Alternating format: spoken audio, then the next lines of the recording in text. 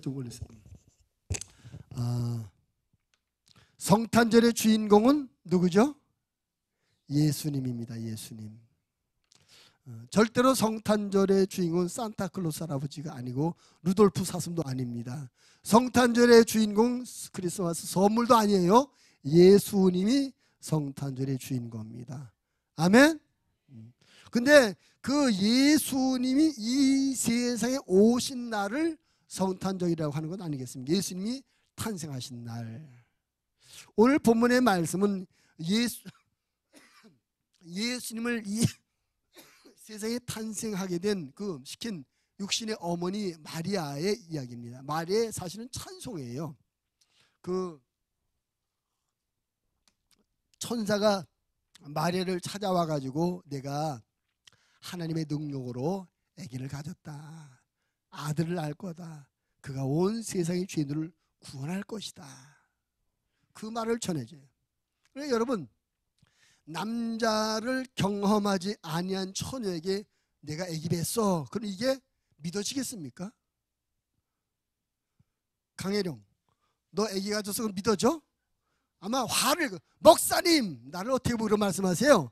아마 화를 내고 믿지 않을 거예요. 근데 마리아에게 지금 천사가 너 애 가졌어 그러는 거예요. 믿지 못하고 있죠. 그때 근데 하나님의 능력으로 내가 임신했어. 하나님의 능력은 너 같은 사람 처녀도 얼마든지 임신시킬 수 있어. 그런데 내 친척 중에 엘리사벳이라는 사람이 있지. 그 사람도 나이가 많이 먹던 아기를 못 가졌었는데 하나님의 능력으로 임이 돼서 지금 이미 6개월째야. 너 한번 찾아가서 확인해봐. 그걸 확인해보면 오늘 내가 네게 말한 것을 믿을 수 있을 거야. 그래서 천사로부터 이 말을 들은 이 마리아가 엘리사벳을 찾아가면, 참고로 엘리사벳은 세례 요한의 어머니예요. 찾아가니까 친척이거든요.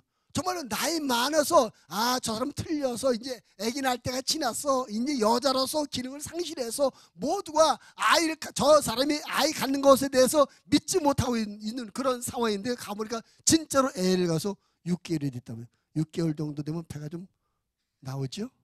안다는 말이에요. 마리아가 이것을 확인했어.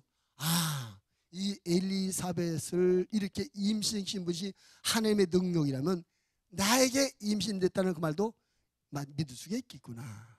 그래서 비로소 그때 말씀을 믿고 오늘 이 얘기는 하나님의 능력이 자기에게 아이를 임신하게 한 이 은혜를 인해서 감사하고 기뻐해서 찬양으로 노래를 부르는 거예요. 근데 이 찬양의 노래 안에는 이 예수님이 오신 성탄절이 무슨 의미가 있는지, 어떤 축복이 우리에게 있는지를 잘 그 안에 고백하고 있어요. 그래서 오늘 말씀을 통해서 성탄절의 의미라는 제목으로 함께 은혜를 나누려고 하는 것입니다.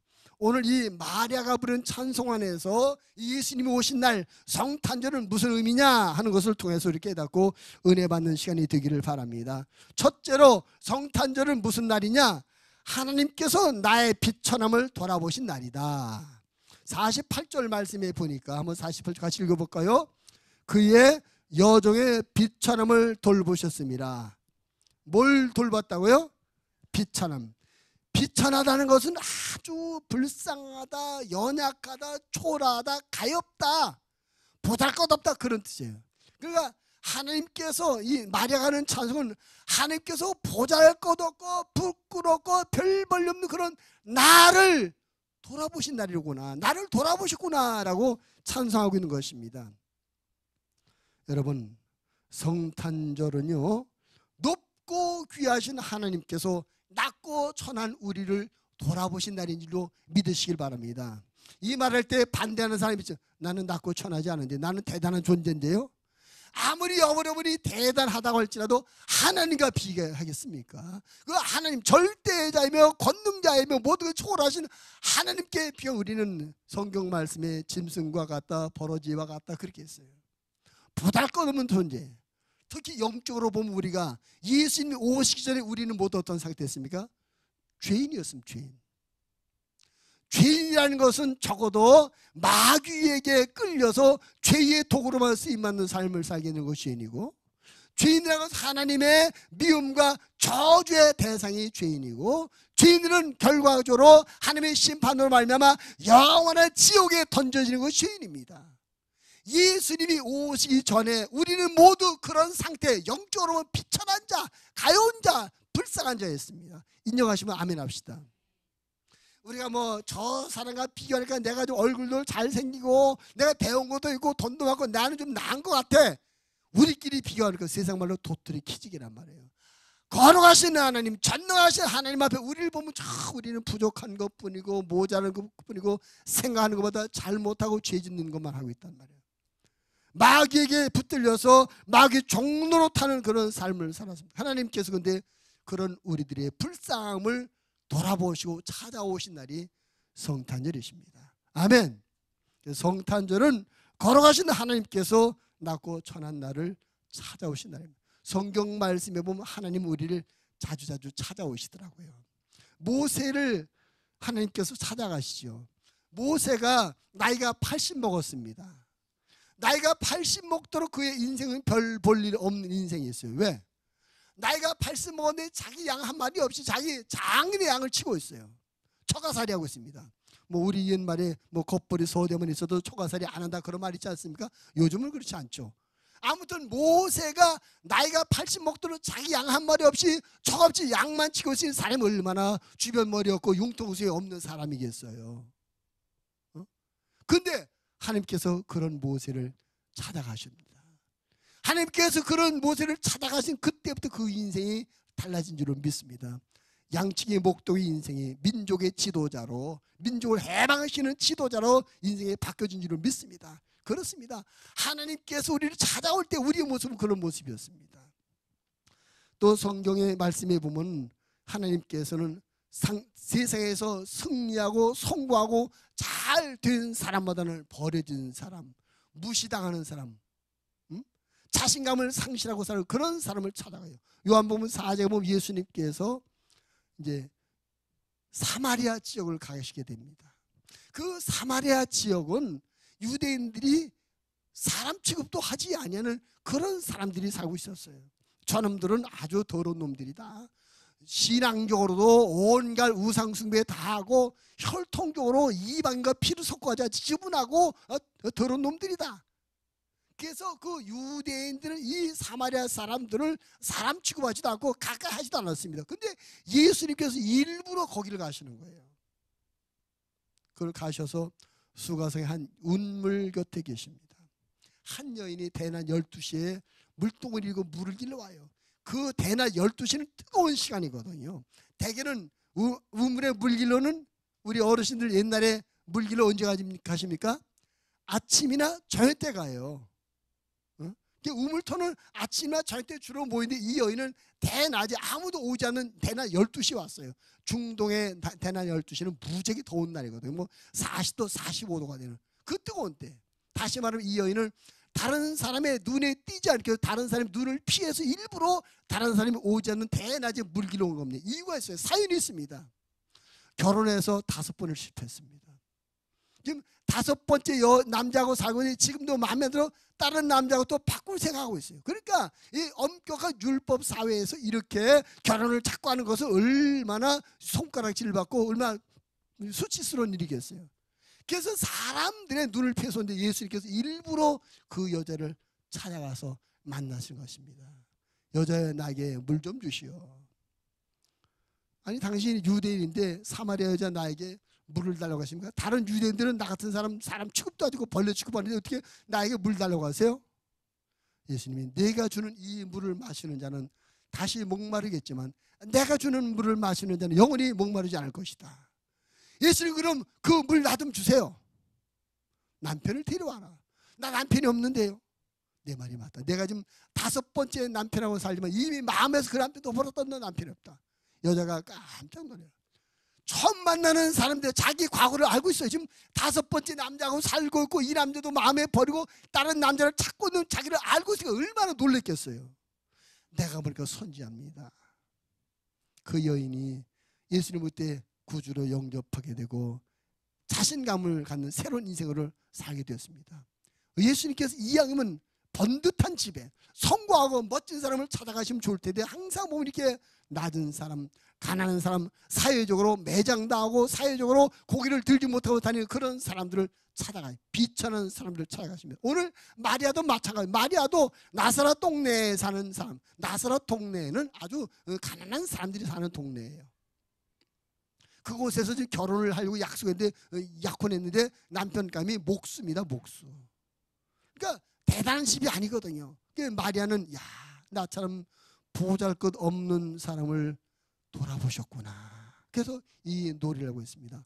오늘 성탄절 아침에 여러분과 제가 주님을 제대로 만나기를 바랍니다. 우리가 주님을 제대로 만나면 그렇습니다. 오늘 마리아가 시인하며 고백하는 것은 나는 보잘것없는 존재입니다. 나는 대단한 존재가 아닙니다. 내가 부족한 존재입니다. 내가 하나님의 은혜 없이는, 하나님의 도우심이 없이는 살지 못하는 부족한 존재입니다. 그런 나를 하나님이 찾아오셨습니다. 그래서 나를 부천한 나를 찾아오신 그 주님을 감사하고 그 주님을 기쁘게 섬기는 이 성탄절이 되시기를 주님의 이름으로 축원을 드립니다. 성탄절은 무슨 날이라고요? 하나님께서 보잘것없는 나를 찾아와 주신 날. 그분이 찾아와 주지 않았던 우리는 여전히 마귀의 종로로서 죄 가운데 살다가 죄 때문에 고통받고 살다가 죄 때문에 죽어서 그 죄 때문에 지옥에 갈 뻔했는데 그런 나를 예수님이 찾아와 주셨어요. 세상에서는 성공한 사람을 찾아갑니다. 세상에는 힘 있는 사람을 찾아갑니다. 세상에서 뭔가 이름 있고 능력 있는 사람을 찾아갑니다. 그때 예수님은 그런 사람을 찾아가는 것이 아니라 우리 같은 보잘것없는 비천한 사람을 찾아와 주셨어요. 그래서 우리가 성탄절 아침에 주님을 기쁘게 섬기고 찬양해야 될 줄을 믿습니다. 사도 바울이 자기 신앙을 이렇게 고백하는데 고린도후서 4장 7절에 보면 우리가 이 보배를 질그릇에 가졌으니 이는 심히 큰 능력은 하나님께 있고 우리에게 있지 않음을 알게 하려 함이라. 사도 바울은 자기를 질그릇이라, 그리고 자기가 모신 예수님을 보배라고 말해요. 질그릇 같은 내가 보배이신 예수님을 모셨다. 그래서 영적 자부심을 가지고 살았습니다. 우리는 질그릇에 불과합니다. 그러게 뭐 우리가 대단한 존재가 아니에요. 그래서 우리가 하나님 앞에 늘 겸손하게 나 같은 것, 보잘것없는 나, 비천한 나를 주님이 찾아와셔서 감사합니다. 이런 감사의 마음을 갖고 신앙생활 하시는 우리 모두가 되어지기를 주님의 이름으로 부탁을 드립니다. 그 다음에 두 번째로 성탄절은 무슨 의미냐? 자, 48 후반절에 보니까 그런 말이 있어요. 48절 처음부터 제가 다시 읽겠습니다. 그의 여종의 빛처럼을 돌보셨습니다. 보라 이제부터는 만세의 날을 복이 있다 일컬으다. 이 마리아는 그의 노래 가운데 예수님께서, 하나님께서 나를 비천한 나를 찾아와 주심으로 말미암아 이제부터 나는 더 이상 비천한 자가 아니라 복 있는 자가 되었다. 아멘. 그래서 여러분 성탄절의 두 번째 의미는 뭐냐? 하나님께서 나를 복되게 하신 날. 따라합시다. 성탄절은 하나님께서 나를 복되게 하신 날입니다. 아멘 합시다. 오늘 이 마리아가 나를 복되다 일컬을 것이다 했는데 후세 사람들이 실제로 지금 이 마리아 때부터 지금까지 2000년이 흘렀잖아요. 2000년이 지난 지금 마리아가 얼마나 복된 여인으로 추앙을 받고 있습니까? 뭐 전 세계적으로 퍼져 있는 이 천주교에서는 마리아를 예수님보다 더 높여요. 예수님의 어머니이기 때문에 예수님을 왕이라면 예수의 어머니 마리아는 태우다. 왕의 어머니 태우잖아요. 그래서 예수님 어머니 마리아를 태우처럼 섬겨요. 그 유럽 쪽에 가보면 이 마리아를 숭배하는 것이 얼마나 많은지 몰라요. 지난번에 말씀드렸으면 천주교인들은 성당에 예배 들어갈 때 누구한테 제일 먼저 인사가 가요? 마당에 마리아 상이 있어가지고 예수님보다 하나님보다 마리아에게 먼저 인사하고 들어가요. 이만큼 마리아가 복되게 지금 쓰임을 받은 것입니다. 그래서 이 여인이 하나님 나를 복되다 하셨다 그랬습니다. 여러분 마리아처럼 나와 여러분이 예수 그리스도로 말미암아 복 있는 자가 된 걸 믿으시기 바랍니다. 여러분 이 세상에서 예수님을 가장 먼저 맞이한 사람이 누구예요? 마리아거든요. 이 마리아가 예수님을 맞이하고 예수를 품음으로 말미암아 그가 복된 자가 된 거죠. 우리가 예수 그리스도를 내 구주로 품고 예수 그리스도를 나의 구주로 품음으로 말미암아 우리가 복된 자가 된 걸 믿으시기 바랍니다. 하나님은 복의 근원이 되신 하나님이십니다. 하나님은 사람을 창조할 때부터 복을 주셨습니다. 그러나 첫사람 아담이 하나님의 말씀을 불순종하고 죄를 범함으로 말미암아 축복을 다 잃어버리고 말았어요. 축복 대신 저주가 임하게 됐습니다. 그 당시 상황을 성경 이렇게 말합니다. 창세기 3장 18절 19절. 땅이 내게 가시덤불과 엉겅퀴를 낼 것이라.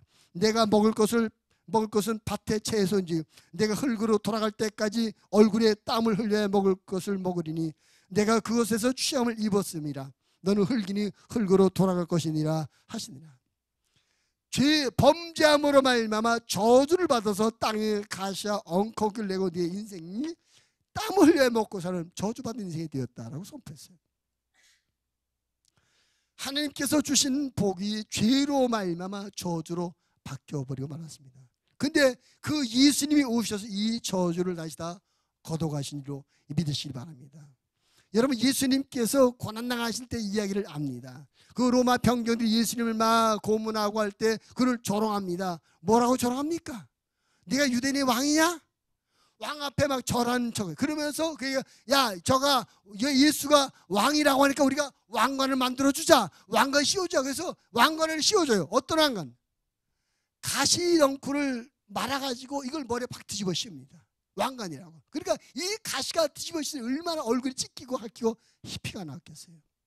이 로마 병력들이 그냥 항을 걷더나 사실은 하나님의 섭리입니다. 가시는 저주의 상징이에요. 가시는 저주의 상징인데 예수님께서 저주의 상징 가시의 멸령을 쓰심으로 말미암아 우리의 저주가 다 예수님에게 옮겨가 버리고 마른 것을 믿으시기 바랍니다. 예수님께서 죄 있는 우리의 저주를 받으셨으니 우리 예수 그리스도를 믿는 그 예수 그리스도를 구주로 품은 우리들은 이제는 더 이상 저주는 물러가고 하나님의 복된 자로의 삶을 살게 된 걸 믿으시기를 바랍니다. 할렐루야. 그러니까 여러분, 예수님께서 오신 것은 단순히 우리의 죄 문제만을 해결해 주는 것이 아니라 우리의 인생을 저주받은 인생에서 축복된 인생으로 바꿔주려고 오신 걸 깨닫게 되기 바랍니다. 오늘 성탄절은 예수님께서 저주받았던 나를 복되게 만들어주시고 오신 날이다. 그래서 우리가 예수님의 탄생을 축하하고 축복해야 되는 것입니다. 아멘. 예수님께서 저주의 가시관을 쓰심으로 죄로 말미암아 우리의 저주는 다 사라져버렸습니다. 그리고 예수 그리스도 안에 우리는 복 있는 자가 되었습니다. 할렐루야. 또 고린도 사도 바울이 또 다른 편이 이렇게 해요. 고린도후서 8장 9절에서 우리 주 예수 그리스도의 은혜를 너희가 알거니와 부여하신 이로서 너희를 위하여 가난하게 되시면 너 그의 가난으로 말미암아 너희를 부여하게 하려 하심이라. 예수님께서 하나님이십니다. 이 세상 모든 것의 주인이십니다. 그러심에도 불구하고 예수님이 나는 머리 둘 곳도 인자는 머리 둘 곳다. 머리 둘 곳도 없다. 가난하게 사셨어요. 예수님이 마음만 먹으면 얼마든지 부유하게 살 수 있었습니다. 돌을 명하여 떡이 되게 할 수 있고 보리떡 5개 물고기 2마리 수만 명 먹일 수 있는 이런 능력 행하시는 분이 내가 좀 부자가 돼야지 마음 먹어서 못하겠어요. 얼마든지 할 수 있죠. 안 하셨어요. 가난하게 사셨습니다. 바울은 그 예수님의 가난의 삶을 이렇게 말합니다. 예수님께서 가난하게 사심으로 말미암아 그 예수를 구주로 품은 우리의 삶이 부유하게 되었다. 할렐루야. 예수님은 우리를 저주와 가난과 원망의 삶에서 끄집어내서 복되고 형통하고 행복한 삶을 만들어 주려고 이 땅에 오신 걸 믿으시기를 바랍니다. 아까 잠깐 말씀을 드렸습니다만 이 사마리아 이 여인도 예수님을 만나기 전까지 지긋지긋한 인생 사는 거예요. 말이 그렇지 남편을 5번씩 바꾼다는 쉬운 일이 아니잖아요. 좋아서 이혼하는 사람 있습니까? 재미로 이혼하는 사람 있습니까? 오죽했으면 얼마나 살기가 힘들어서 이혼을 계속 5번씩이나 지금 또 한 번 또 바꾸려고 그래요. 그렇게 비참하고 불행한 여인이었는데 예수님 오심으로 말미암아 그 인생이 새로워졌어요. 다른 사람을 눈을 피해서 뜨거운 대낮에 물길로던 그 여인이 예수님만 만난 다음에 마음에 자영 얻고 동네로 여러분 내가 그리스도를 만났습니다 하면 다 나와보세요. 사람을 피해 살던 여인이 예수님 만나서 그 심령에 자유 먹고 은혜를 받고 오히려 사람들을 찾아가서 내가 그리스도를 만났다. 내가 메시아를 만났다. 당신도 와서 만나보세요. 사람들에게 메시아를 전하는 삶으로 바뀌어지겠습니다. 예수님을 만나면 우리의 인생이 바꿔지는 걸 믿으시기 바랍니다. 예수님이 오신 거 우리의 저주받고 자신감 없고 불행한 인생을 행복하고 건강하고 부유한 삶으로 바꿔주려고 오셨습니다. 그 예수님이 선하신 목적이 좋은 목적을 가지고 오셨기에 우리가 오늘 예수님의 그 오심을 찬양하며 기뻐하며 축복하는 것입니다. 아멘. 그러므로 여러분 스스로의 영적인 자부심을 가져야 됩니다. 나는 예수 그리스도 안에서 부유하게 살 권리가 있다. 아멘. 나는 예수 그리스도 안에서 행복하게 살 권리가 있다. 나는 예수 그리스도 안에서 복되게 살 권리가 있다. 내 가난과 내 저주와 내 불행을 예수님이 다 걷어가 버리셨다. 이 믿음을 가지고 스스로의 영혼을 주면 내 영혼아 잘 될지어다, 내 영혼아 행복할지어다, 내 인생아 건강할지어다, 내 인생아 풍성할지어다. 자꾸 여러분 스스로의 인생과 영혼을 축복하시기 바랍니다. 예수님이 우리의 저주를 다 걷어가시고 우리를 자유케 하고 행복하게 만들었습니다. 오늘 이 여인이 말합니다. 그분이 오심으로 말미암아 후세 사람이 나를 복되게 할 것이다. 예수님이 오신 것은 마리아 한 여인만 그 복되게 만들려고 오신 것이 아니라 그 마리아가 예수를 품은 것처럼 후대에 예수를 구주로 품는 모든 사람, 나와 여러분의 인생도 복되게 만들어주려고 오신 걸 믿으시고 이제부터는 여러분이 복된 자라는 자기 자부심을 가지고 복되게 사시기를 주님의 이름으로 부탁을 드립니다. 가난이 왔습니까? 저주가 왔습니까? 불행이 왔습니까? 수용하지 마시고 가난아 저주야 질병아 너는 나와 상관없다. 예수님께서 다 걷어가셔서 난 이미 예수님을 믿음으로 말미암아 이미 가난한 자, 병든 자, 불행한 자가 아니라 복된 자, 행복한 자가 되었다. 건강한 자가 되었다. 그래 너는 물러가라. 주님이 여러분을 찾아오셔서 여러분을 복되게 하셨으니 그 복을 믿음으로 누리시는 하나님의 사람들이 되시기를 주님의 이름으로 축원을 드립니다. 할렐루야. 마지막 세 번째로, 자, 마지막 부분 54절 55절 말씀을 보니까 한번 같이 읽습니다. 54절 55절 시작.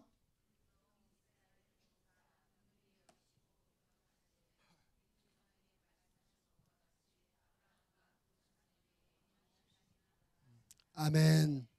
하나님께서 아브라함과 그 자손에게 행하실 언약을 신실하게 이루셨다라고 찬양하고 있는 것입니다. 그래서 오늘 성탄절, 성탄절 의미 첫째는 뭐라고요? 아까 하나님께서 비천한 나를 돌아보시다. 둘째는 나를 복되게 하시다. 세 번째는 뭐냐? 하나님께서 언약을 이루어 주신 날. 무슨 날? 하나님께서 아무리 많은 약속을 했을지라도 그 약속이 내게 이루어지지 않으면 아무 의미가 없는 거예요. 여러분, 예수 그리스도의 탄생은 하나님의 모든 약속들이 성취되는 날인 걸 믿으시기 바랍니다. 그런 의미가 있는 거예요. 구약 성경에 예수 그리스도를 암시하는 이야기가 얼마나 전체적으로 예수 그리스도를 암시하는 얘기입니다. 하나님께서 말씀으로 계시한 것이 선자를 통해서 계시했습니다. 그렇게 계시된 말씀들이 예수님이 오심으로 말미암아 다 성취되며 이루어지는 것입니다. 그래서 우리가 신앙생활할 때 항상 붙잡아야 될 것이 뭐냐? 하나님의 약속의 말씀. 하나님께서 이 말씀을 내게 이루어줄 것이다. 우리 사람의 약속은 믿을 것이 못 돼요. 심지어는 부모님의 약속도 믿지 못할 때가 있고 부부지간에도 약속해놓고 약속을 지키지 못할 때가 많습니까? 여기 계신 여러분 아내들이요, 여러분 남편들이 결혼 전에 무슨 약속하셨나요? 나하고 결혼해주면 이렇게 해주겠다. 그리고 다 그대로 됐습니까? 우리 자식들도 부모님이 내가 너 이렇게 해줄게 약속했지만 안 드리는 거였습니다. 사람은 약속을 하지만 이루지 못할 때가 많아요. 그러나 하나님은 신실하신 하나님이십니다. 우리가 하신 약속들을 틀림없이 이루신 신실하신 하나님. 한마디로 하나님은 우리에게 거짓말하신 분이 아니다. 하나님은 우리에게 약속하신 것을 어떤 약속이 다 이루시는 그런 신실하신 하나님입니다. 오늘 예수 그리스도의 탄생이 그 하나님께서 말씀을 지키시는 신실하신 하나님의 것을 입증하고 있는 사건이라는 것입니다. 여러분, 성탄절은 우리를 향한 하나님의 약속이 말씀이 성취된 날입니다. 우리가 죄에서 구원받겠다고 해서 말씀이 이루어진 날이요, 우리가 하나님의 자녀가 되겠다고 해서 말씀이 이루어진 날이요, 우리의 영원한 천국을 살겠다고 해서 말씀이 이루어진 날이요, 우리의 인생이 복되게 하겠다고 하신 약속이 이루어진 날인 줄 믿으시기를 바랍니다. 할렐루야. 바울이 하는 고백 가운데 우리가 주목해야 될 말씀이 하나 있는데, 로마서 8장 32절의 말씀에 보면 자기 아들을 아끼지 아니하시고 우리 모든 사람을 위하여 내주시니가 어찌 그 아들과 함께 모든 것을 우리에게 주시 아니하겠느냐. 참 저는 개인적으로 이 구절 참 좋아해요. 하나님께서 우리에게 예수님을 보내셨다는 겁니다. 독생자 예수님을 보냈어요. 뭐하러 보내신 것입니까? 우리의 죄를 대신해서 죽게 하시려고 보냈어요. 저주받은 우리 인생을 복된 인생으로 바꿔주기 위해서 보내신 거예요. 근데 그런 이야기들이 전부 다 성경에 약속된 하나님의 약속들, 한마디로 하나님께서 구약성에 하신 약속들을 지키기 위해서 예수님을 보내셨는데, 자, 하나님이 아들을 보내고 그 아들을 죽이는 약속을 지키신 분이라면 못 지킬 약속이 어디 있겠냐. 여러분, 하나님에게 예수님보다 더 귀한 것이 있을까요? 하나밖에 없는 독생자 아닙니까, 예수님이? 이 하나님 아버지에게 이 독생자 예수님보다 더 귀한 것, 더 아끼는 것이 있겠습니까? 없죠. 여러분, 우리 각계의 성도님, 우리 승백이 아들 하나라고 생각해요. 그 아들보다 더 귀한 것이 있겠어요? 하나밖에 없는 아들이 가장 귀한 존재예요. 근데 그 아들을 주셨다면 우리에게 아끼실 것이 뭐가 있겠냐. 다시 말하면 우리의 하나님께서 당신의 약속을 지키기 위해서 아들을 죽이셨다면 나머지 모든 말씀들 얼마든지 약속을 지키시며 이루어진다는 하나님에 대한 믿음을 우리가 가지고 있다는 것입니다. 그래서 우리가 아마 하나님은 이럴 것이야, 하나님은 이렇게 하실 것 같아 하고 이 무대로 상상하고 추측하는 그런 신앙생활이 되지 말고 기록된 하나님의 말씀을 믿고 이 말씀을 의지해 살아가는 우리의 믿음이 되어야 될 줄은 믿습니다. 그래서 기도할 때도 하나님의 약속의 말씀을 붙잡고 기도하고, 소망을 가질 때도 하나님의 약속의 말씀을 붙고 소망을 갖고, 성경 말씀 안에 우리 인생과 관계되는 모든 말씀들이 있습니다. 병자를 치료하는 말씀도 있고요, 마음의 걱정 불안을 해결하는 말씀도 있고요, 사람들과 잘못된 관계를 풀어가는 말씀도 있고요, 물질의 복을 받는 말씀도 있고, 뭐 성경 안에는 모든 말씀이 다 있어요. 그래서 우리가 아마 하나님은 이렇게 하실 거야, 이런 불효가 임으로 추측하는 신앙이 아니라 성경 안에 있는 하나님의 약속의 말씀을 붙잡고, 하나님 이렇게 말씀하셔서 믿습니다. 이 말씀이 내게 이룰 줄은 믿습니다. 예수님을 이 땅에 보내서 십자가 죽이면서까지 언약을 지키신 하나님께서 이 말씀을 왜 안 이루겠습니까? 이 말씀 나에게 이룰 줄은 믿습니다. 할렐루야. 우리가 하나님의 약속의 말씀을 붙잡고 말씀에 소망을 갖고 말씀에 근거해서 믿음의 뿌리를 지켜나가는 저와 여러분 되어지기를 주님의 이름으로 부탁을 드립니다. 그래서 우리가 하나님의 말씀이 틀림없이 이루어진다고 믿을 때 우리 신앙생활 어떻게 바뀌어야 되냐? 하나님의 말씀에 무조건 순종하는 믿음. 내가 들으니까, 내가 보니까 이것은 말도 안 돼, 내가 보니까 형편하고 맞지 않고 이치가 맞지 않아, 그래, 그럴지라도 하나님의 말씀이니까 그대로 이루어질 것이다, 이런 믿음을 갖고 말씀을 항상 인정하고 그 말씀을 순종하는 우리들의 믿음이 되어져야 될 줄은 믿습니다. 우리가 지난 성지순례하면서 가나 혼인잔치 때 가나를 갔다 왔어요. 가나 혼인잔치에서 어떤 기적이 일어났습니까? 물이 포도주로 바뀌는 기적이 일어났어요. 그 괜히 일어나지 않았거든요. 잔치가 진행 중인데 포도주가 모자란데, 그런데 예수님께서 그 집의 하인들에게 저 돌 항아리에 물을 갖다 채워라. 그 돌 항아리는 손발 씻는 그 세수물 떠놓는 데예요. 포도주가 모자란데 세수물 통에 물 채우는 게 이해가 되지 않잖아요. 근데 그들은 아멘 하고 다 채웠어요. 돌 항아리 6개를 다 채웠어요. 다 채워놨더니 예수님께서 또 다시 말씀하며 그 물을 부어서 주방에 갖다 줘라. 주방에서 뭐가 필요하다고요? 포도주가 모자라. 근데 뭘 떠다 주라고 그래요? 세수물 떠다 주래, 세수물. 아이고 예수님, 포도주가 모자란데 이 세수물 떠든 무도 맞습니다. 주방장님한테 왜 이런 걸 시키세요? 그럴만한데 그러지 않아요. 알겠습니다 하고요, 물을 떠다 주더라고요. 놀라운 사실은 이 세수물을 떠서 주방으로 가는 동안에 그 물이 맛 좋은 포도주로 바뀌어져 있었어요. 할렐루야.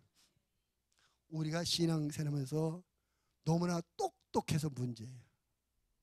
우리가 너무나 똑똑해서 하나님은 그렇게 말씀하셨지만 내 생각엔 안 그럴 것 같아.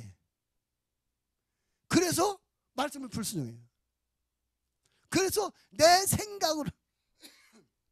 생각으로 하나님의 말씀을 평가하고 죄송합니다. 갑자기 감기가 와가지고 내 생각과 내 학식과 내 경험으로 하나님의 말씀을 평가해서 내가 인정이 되면은 믿고 따라가고 이건 말도 안 돼. 안 따라가고. 우리가 누군데 하나님의 말씀을 평가하는 겁니까? 우리가 누구라고 하나님의 말씀을 진단해요?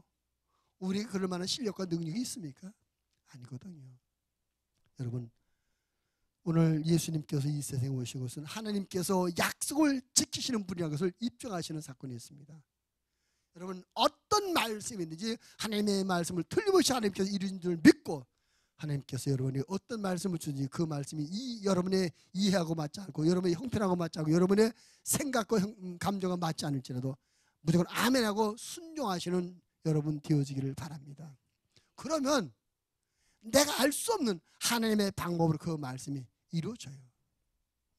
하나님이 하시고 우리가 알 수 없잖아요. 근데 분명한 것은 하나님은 얼마든지 모든 것을 하실 수 있는 분이다. 하나님은 사람이 아니고 하나님이시기 때문에 무엇든지 하실 수 있는 분이다. 이것입니다.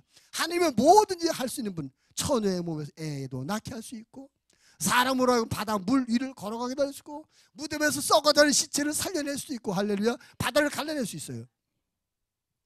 하나님의 능력이 그러하다면 그 하나님의 말씀을 내 생각하고 맞지 않고 내 경험과 맞지 않고 거부하고 판단하면 우리가 얼마나 많은 은혜와 축복을 놓치는 것이 되겠습니까? 오늘 예수님께서 오심으로 말미암아 하나님의 언약의 말씀이 이루어지는 것을 우리에게 보여주셨으니 여러분과 저의 신앙생활에 하나님의 말씀을 굳게 잡고 하나님의 말씀을 중심의 신앙생활 되길 바랍니다. 그리고 여러분 말씀을 읽다가 또는 성령의 감동하시면 또는 설교를 듣다가 어떤 말씀이 왔을 때 그 말씀을 무조건 믿고 아멘하고 순종하고 행하시길 바랍니다. 그 말씀 보니까 내 형편하고 맞지 않고 내 생각과 다를지라도 하나님께서 주신 것을 믿고 순종해 나아가게 되면 하나님의 기적이 일어납니다. 말씀이 성취되는 복을 경험하게 될 것입니다. 할렐루야. 민수기 23장 19절 이런 말씀이 있어요.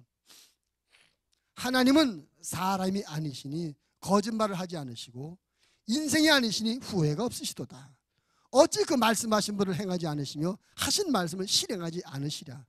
내가 축복할 것을 받았으니 그가 준 복을 내가 돌이키지 않으리라. 할렐루야.